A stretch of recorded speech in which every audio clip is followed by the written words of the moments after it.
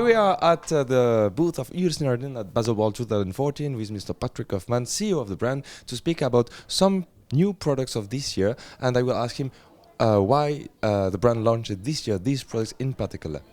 Well, you know, it's really an evolution which we went through for the last 12 years. And it's the evolution to become independent in the manufacture of our own movements. And this year we are launching our 6th movement within 12 months. It's a dual time movement, really representing the DNA of Ulysse Nardin.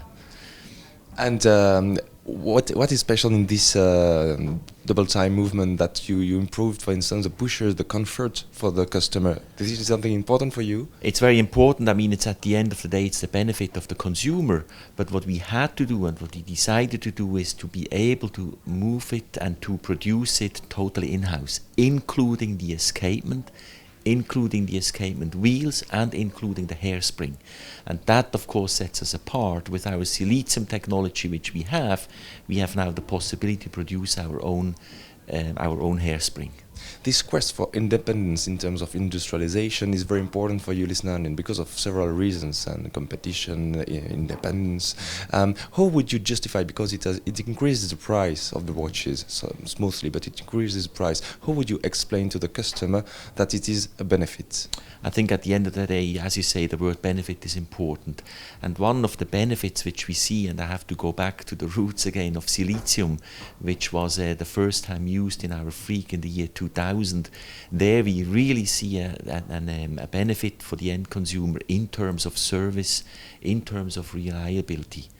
And at the end of the day, we believe if you can produce something which lasts longer, which is better in terms of service, we cannot hold it back. We have to give it. We have to pass it on to the end consumer. So coming back to the new collection, you introduced also at Baselworld a new perpetual calendar, relaunch, redesign. Can you speak a little bit about this piece? Ulysse Nardin, of course, is famous for the perpetual calendar. I go back to the year 1996 when we launched our first perpetual Ludwig. Of course, the design was based on the development of Ludwig, who everybody knows. And this year we decided to come back to kind of relaunch that real iconic timepiece, or that iconic movement, in a new design, in a more classic design, going back into the roots and make actually the movement itself the center again of the product.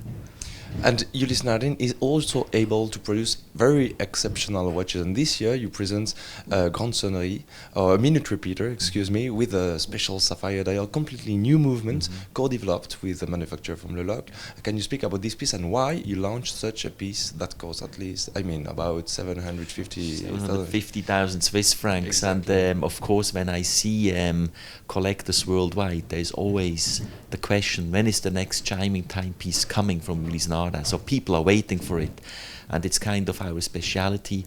Last year it was the Stranger which we launched. This year it's another minute repeater.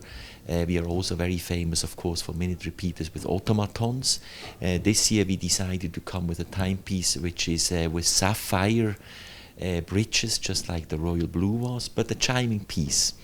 And we did that actually in cooperation with Claret, with whom we have a long relationship, and we worked that out for many, many years. So it was not easy to come out with that kind of a design and that kind of function.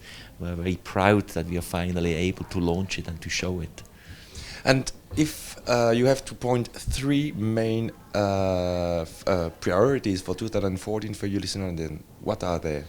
I would like to put it into 2, and one is innovation. Innovation keeps going. We are presenting a new escapement this year. It's called the Ulysse Anchor Escapement, a complete new design which shows that we are not sleeping. Innovation is going on. And the second one you mentioned before, it is industrialization. We are now able to produce more than 60% of our movements in-house.